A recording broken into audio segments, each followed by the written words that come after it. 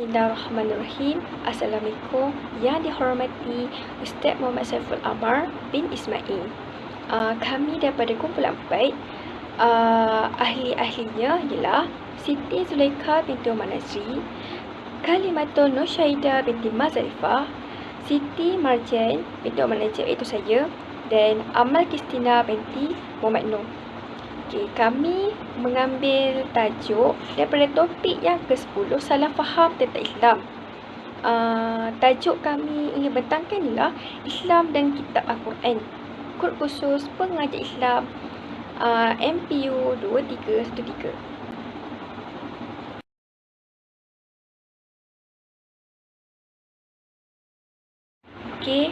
Saya Siti Marjan binti Muhammad Najib. Kita masuk kepada definisi. Salah faham terhadap Islam semakin meningkat. Macam kita tahu, kita pun jauh dah dengan Nabi Muhammad SAW. Nabi wafat pun dah lama. Lepas tu mungkin kita tertanya, banyak juga persoalan yang salah faham tentang Islam. Banyak sangat, banyak kekeliruan. Macam-macam kita keliru tentang Islam. Dan ada yang ambil tahu, ada yang tak ambil tahu. Punca-puncanya ialah ceteknya ilmu pengetahuan dalam bidang agama. Maksudnya sekolah agama pun kurang. Kadang-kadang guru sendiri pun tak faham apa yang kadang-kadang dia terangkan itu. Yang kedua, Islam tidak diamalkan sebagai cara hidup. Islam is the way of life. Itu tidak wujud. Yang ketiga, terpengaruh media semakin berluasa. Macam kita tahu, media sosial ni ialah media yang dibuat benarnya oleh musuh kita sendiri. Tapi benarnya dia banyak juga kebaikan, dan kita juga boleh menyebarkan kebaikan kepada orang ramai. Yang keempat, terlalu fanatik dengan satu fahaman. Yang kelima, sikap bersombong manusia. Maksudnya orang yang tak nak ambil tahu. Tak nak ambil tahu langsung pasal maksudnya diorang ni hanya diorang nak fikir sendiri je. Maksudnya pendapat sendiri je. Pendapat orang lain tak kau lah kau nak buat apa pun. Ada orang jenis macam dia nak ikut kepala dia je. Maksudnya dia sendiri je. Orang semua ikut dia. Yang keenam, terikut dengan fahaman tradisional dan khurafat.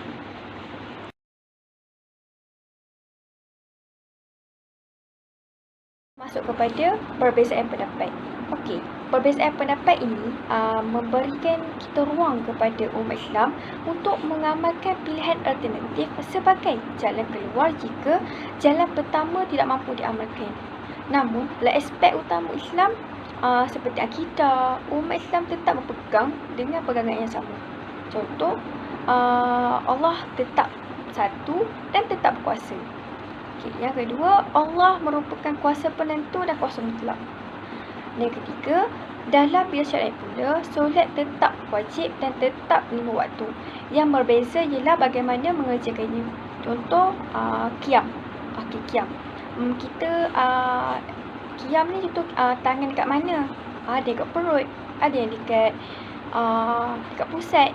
So macam-macam benda yang kita dapat kan. So itu bukan persoalannya. Akhir sekali, perbezaan ini telah melahirkan beberapa aliran mazhab fiqh. Perbezaan ini juga merupakan satu rahmat.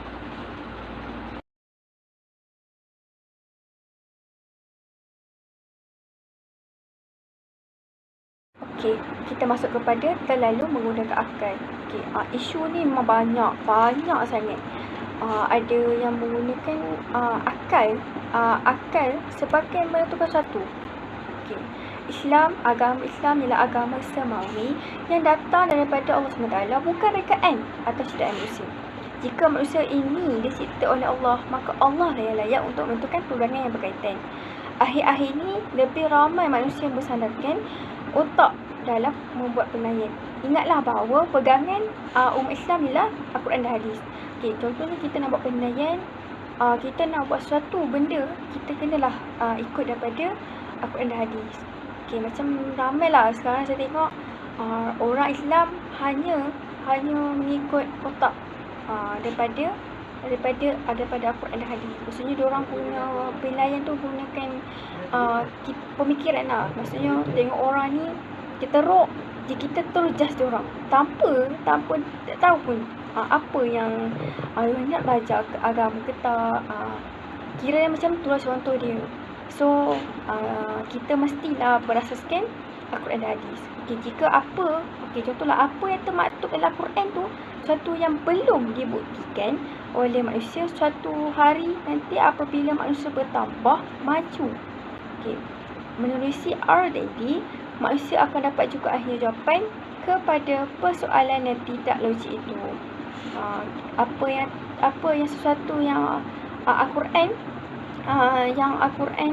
yang belum yang dibuktikan, macam kita tak tahu kan, contoh yang terlalu menggunakan akal.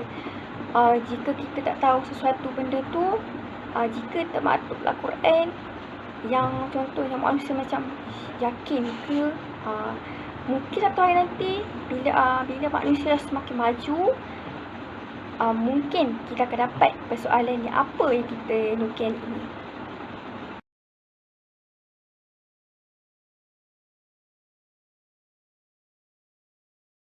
Kita masuk kepada merungkai salah faham dalam Islam.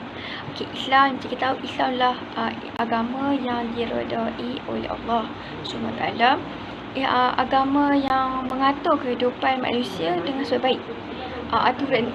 Namun kita dapati masih terdapat salah tanggapan terhadap Islam. Ada juga timbul kekeliruan kefahaman yang terbatas terhadap Quran dan Sunnah Nabi SAW. Kekeliruan ini mungkin timbul akibat kecekakan ilmu dalam memahami nas keduanya. Mungkin juga ada pertentangan zahir antara dua hadis. Satu hadis melarang, manakala satu lagi hadis membolehkan. Kadang-kadang isu ni juga yang menyebabkan salah faham tentang Islam. Macam hadis, macam Al-Quran dengan hadis, kita wajib. Macam Nabi pernah kata, riwayat dia akhir dia kata, umat Islam sekarang ni hanya perlu mengikut Al-Quran dan hadis. Itulah sebenar-benarnya. Salah faham mungkin berlaku dalam hukum Islam. Ia mungkin berpunca daripada amalan orang Islam sendiri. Najisahnya, ia dianggap hukum Islam, sedangkan sebaliknya tidak begitu. Rentetan itu, beberapa hukum dipilih dan dikaji secara ringkas berdasarkan Quran dan hadis. Ada salah faham tentang hukum-hukum Islam. Puncanya tentang dengan amalan Islam sendiri lah, amalan orang Islam sendiri. Kita perlulah menggunakan hadis, Al-Quran dan hadis sebagai benda yang pertama yang kita perlu rujuk.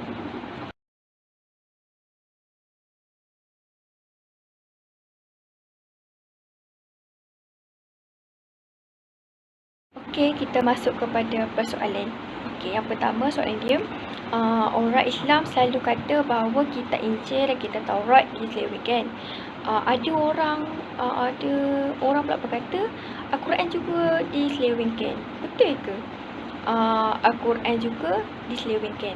Jawapan dia, Taurat, Injil dan Al-Quran ialah wahyu Allah SWT. Antara ketiga-tiga kitab ini hanya Quran yang masih terpelihara. Ada firman Allah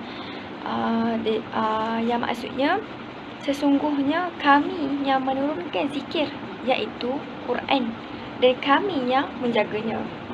Ada banyak yang kita boleh kaji yang menentukan keaslian Quran itu sendiri. Yang pertama, Nabi Muhammad SAW ialah manusia yang buta huruf, yang tak tahu baca dan menulis.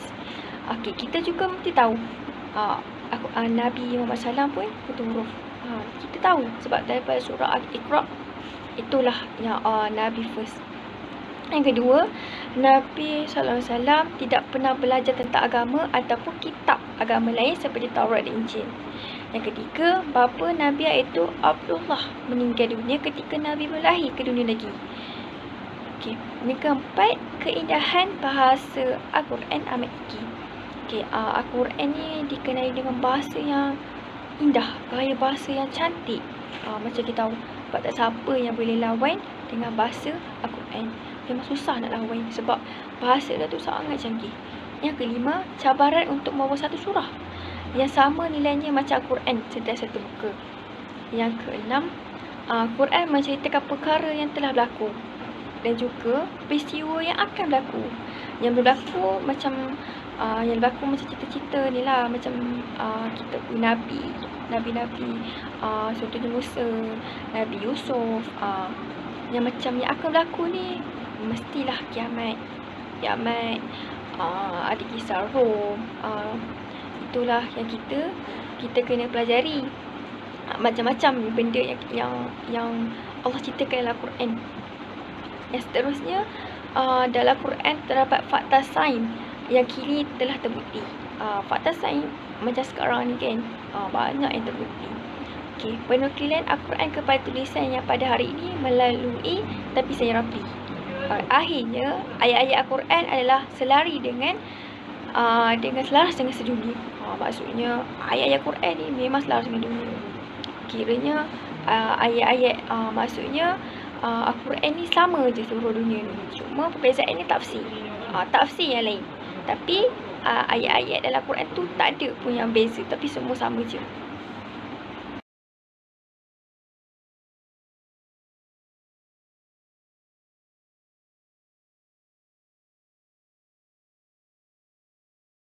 Okey, kita masuk kepada persoalan yang kedua. Okey, apa hebatnya Quran? Ada yang mengkaji Quran tetapi isinya sama dan asyik berulang. Okey, jawapan dia ialah nampaknya itulah hebatnya Quran. Okey, firman Allah dalam surah Al-Baqarah ayat 2. Maksud dia, itulah kitab, iaitu Al-Quran. Tidak ada keraguan padanya sebagai petunjuk kepada orang yang bertakwa. Okey, yang pertama, yang kedua dan yang pertama, Quran datang membetulkan akidah yang sesat. Okey, dunia sekarang ni macam kita tahu, ada contohnya Ayapin. Diorang membawa agama sendiri. Lepas tu, contoh lain, sebenarnya TV lah, televisyen. Patutnya diorang patut mengeluarkan sesuatu yang contoh yang baik. Sebab zaman sekarang ni, adik-adik kita, anak-anak kita ada yang jenis macam suka meniru. Bila kita menunjukkan atau menunjukkan perkara yang tak baik TV, sebab TV ni pun diorang selalu tengok. Bila diorang tengok, diorang akan ikut. So, bila diorang dah kata, agama apa ni? So, contoh cerita-cerita ni yang jenis suka menunjukkan tentang solat main-main. Yang jenis solat laju, lepas solat pun epek-epek. So, benda tu lah yang menyebabkan anak-anak kita tiru. Dan diorang akan macam, TV boleh buat. So, benda tu, itu ada cerita yang menunjukkan cerita yang baik. Contoh Jejak Rasul. Jejak Rasul kita patut contohi. Sebab dia pun cerita pasal sejarah tentang Islam. Okey, lepas tu yang kedua, Quran membawa pandu hidup. Okey, Quran juga membawa prinsip-prinsip adil dan sebagainya.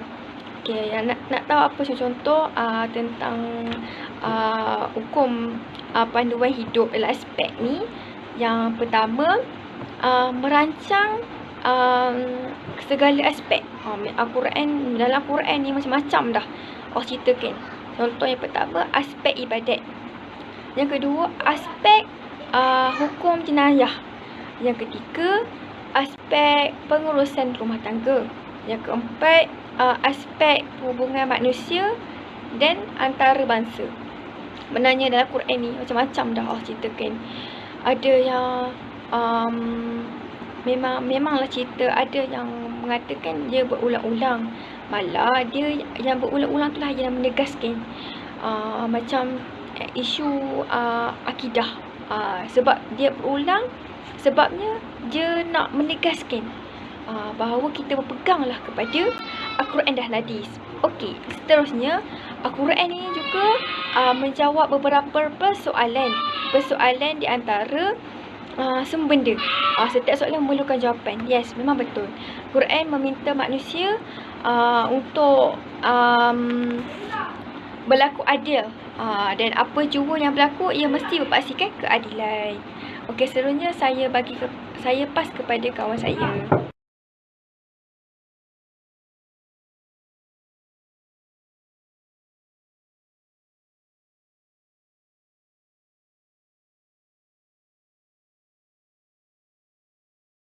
Assalamualaikum warahmatullahi wabarakatuh. Nama saya Kalimatun Nasyahidah binti Mak Zalifah.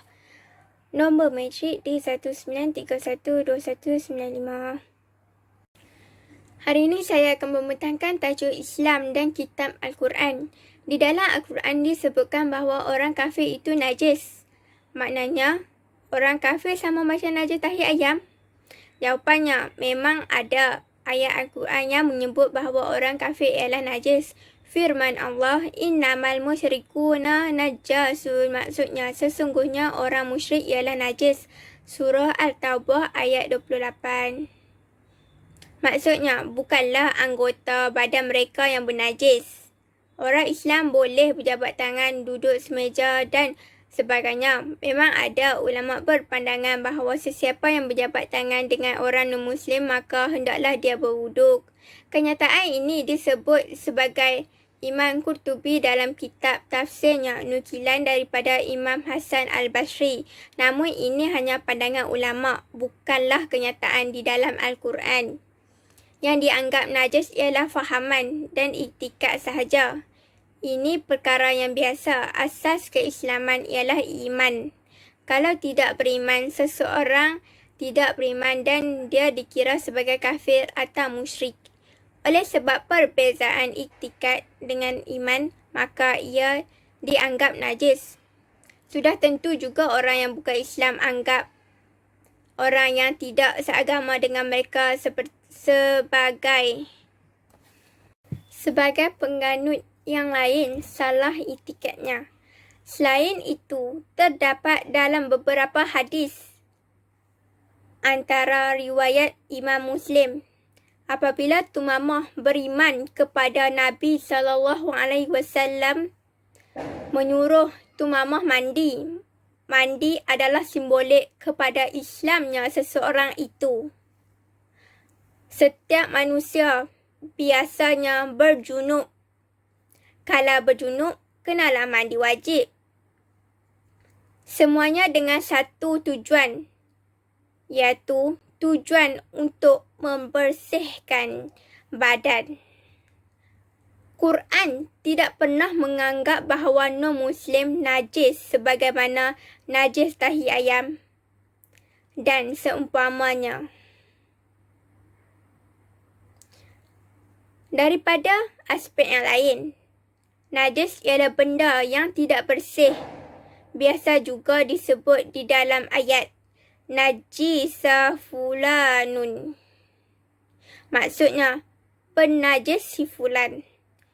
Ia membawa maksud kepada akhlak buruknya. Ia bukan bermakna badannya kotor ataupun bernajis, tetapi akhlaknya yang tidak elok. Begitulah juga yang perlu difahami di dalam Al-Quran.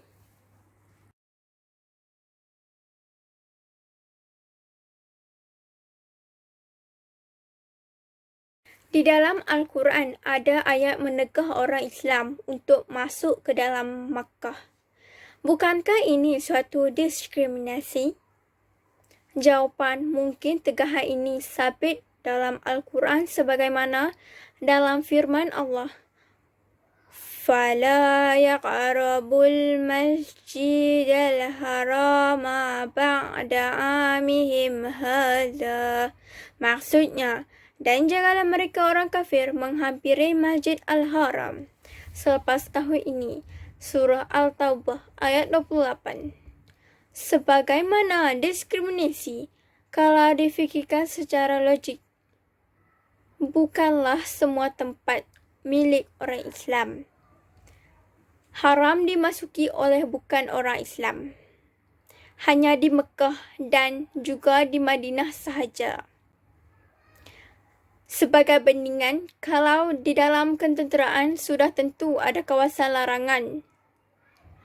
Kalau hendak masuk ke dalam sesebuah negara, mestilah terdapat pasport dan visa. Segala syarat dipatuhi, barulah visa dikeluarkan sebagai kebenaran untuk masuk ke dalam sesebuah negara. Masuk sebagai pelawat, bukan sebagai warga negara. Kalau di dalam suatu pejabat pula, biasanya tertulis hanya untuk kaki tangan pejabat saja ataupun for staff only. Adakah ini dianggap diskriminasi? Begitulah juga dalam masalah Mekah, syaratnya cuma beriman sebagai seorang Muslim sahaja. Itulah visanya untuk masuk ke dalam Mekah dan Madinah.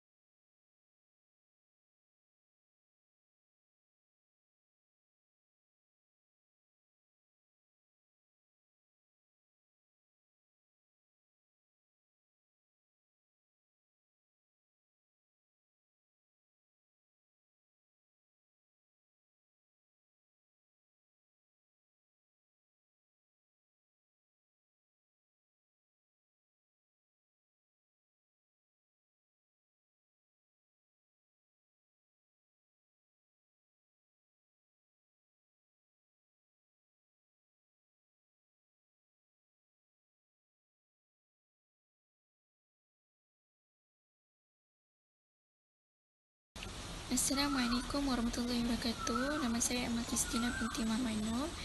Nombor matrik di 19311946. Okey, untuk persoalan 5, berbunyi dalam Al-Quran, kadang-kadang Allah disebut mempunyai satu tangan, tempat lain disebut ada dua tangan, tempat lain pula dikatakan banyak tangan. Sebenarnya berapa banyak tangan Allah? Okey, jawapannya adalah memang ada ayat Quran menyebut begitu. Antaranya maksud ayat Al-Quran ialah tangan Allah di atas tangan-tangan mereka. Surah Al-Fath ayat 10.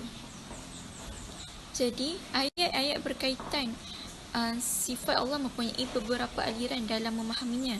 Ada aliran yang berpendapat tangan tersebut ialah tangan yang layak bagi Allah. Okey, kalau mengikut aliran kedua pula pun dikira okey. Sebahagian para ulama dalam ayat-ayat tersebut, tangan boleh difahami sebagai kuasa. Ada juga makna yang lain. Maka amatlah elok jika ayat-ayat ini diimani sebagaimana yang disebut dalam Quran juga hadis. Hakikatnya hanya Allah jua yang tahu. Sebagai Muslim, Quran telah menjelaskan bahawa ada dua jenis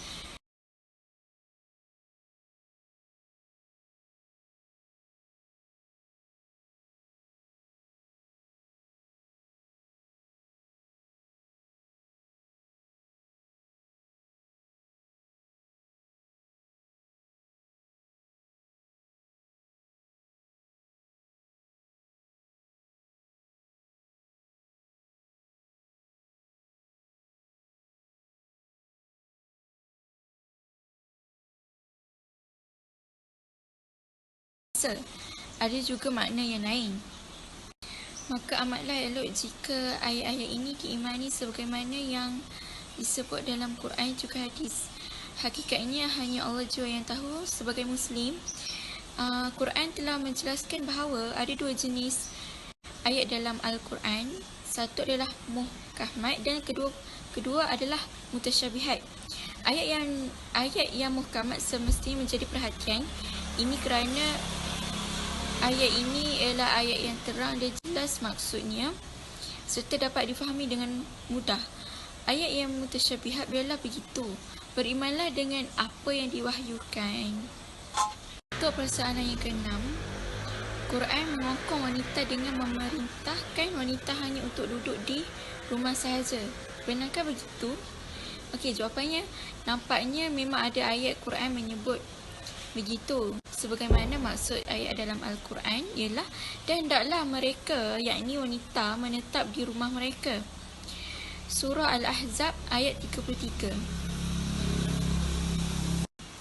Walau bagaimanapun, sebenarnya Islam tidak mengongkong wanita. Pertama, ayat itu mungkin lebih khusus kepada isteri-isteri Nabi SAW. Ini mungkin kerana kedudukan mereka, maka sebelum itu pada ayat sebelumnya disebut.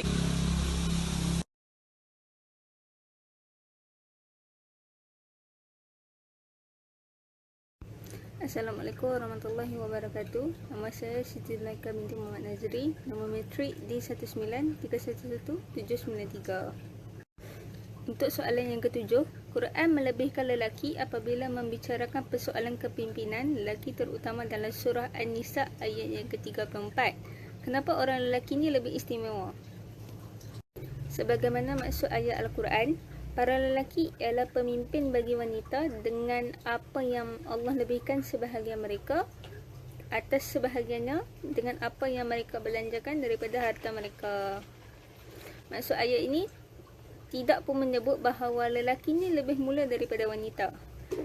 Lafaz Al-Qawmun dalam ayat itu boleh diterjemahkan sebagai pemimpin, dan lafaz tersebut lawannya ialah Al-Qud yang bermakna duduk. Oleh itu, lafaz dalam ayat ini bermakna orang lelaki ni bertindak sebagai penggerak demi kemaslahatan atau kebaikan hidup wanita. Berbalik pada ayat di awal perbincangan tadi, ada yang memahaminya sebagai suami isteri, dan ringkasnya ayat ni tidak pernah pun melebihkan lelaki ataupun menganggap lelaki ni lebih mulia daripada perempuan. Kemuliaan adalah pada takwa. Sebagaimana maksud ayat Al-Quran, sesungguhnya yang paling mulia antara kamu di sisi Allah adalah orang yang paling bertakwa. Sebaliknya, maksud ayat tersebut menjelaskan tanggungjawab berat seseorang lelaki adalah suami terhadap isteri dan keluarganya.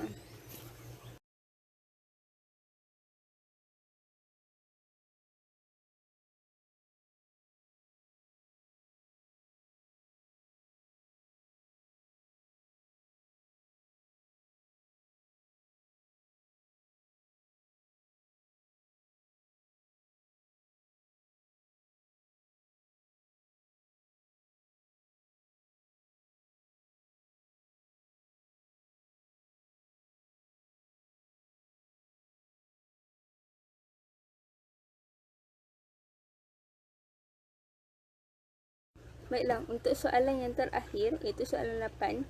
Dalam Al-Quran, wanita dianggap lebih jahat tipu dayanya berbanding syaitan. Bukankah ini suatu penghinaan Al-Quran terhadap wanita? Ini mungkin salah faham terhadap dua ayat Quran yang berbunyi, sesungguhnya tipu daya ialah perancangan syaitan adalah lemah. Dan ayat kedua pula menerangkan tentang helah wanita. Sebagaimana maksud ayat Al-Quran, sesungguhnya tipu daya iaitu helah wanita, perancangan sebagai seorang wanita yang amat hebat. Dalam ayat tentang tipu daya syaitan ini dianggap lemah kerana ia dibandingkan dengan perancangan Allah, sebagaimana maksud ayat Al-Quran, iaitu orang yang beriman berjuang pada jalan Allah dan orang yang kafir berjuang pada jalan takut.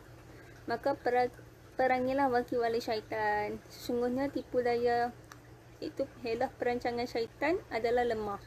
Selain itu, ia juga menggambarkan bagaimana wanita dalam ayat ini begitu licik dalam mengubah perasaannya dan meletakkan kesalahan ke atas orang lain. Inilah helah wanita tersebut. Namun, Quran tidak menekankan bahawa semua wanita itu kuat tipu helahnya. Sekian. Wabillahi taufiq wal hidayah. Assalamualaikum warahmatullahi wabarakatuh.